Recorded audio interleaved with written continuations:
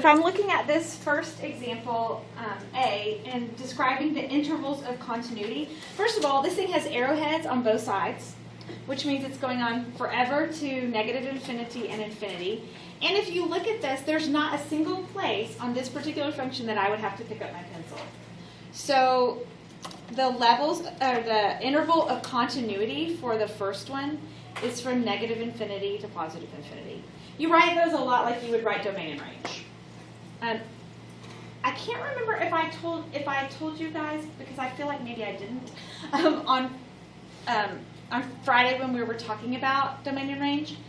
Anytime they say interval, they want the interval of something, it is always the x value, which sometimes is confusing because when you're looking at domain and range, sometimes you're looking at the range and you're looking at y values. But if they say interval, they want the x values. So basically what this is asking is, over which x values is this function continuous? Well, it's continuous over all the x values because I would never have to pick my pencil up.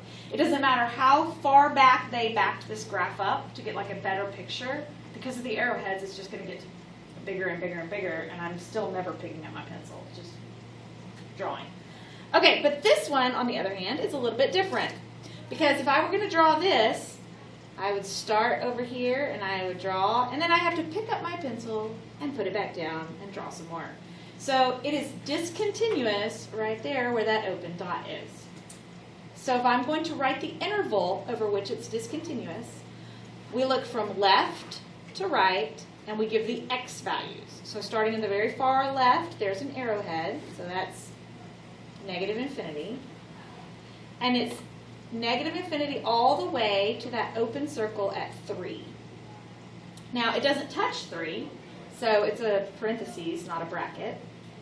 And then immediately following number 3, I put my pencil back down at 3. And I go all the way to infinity.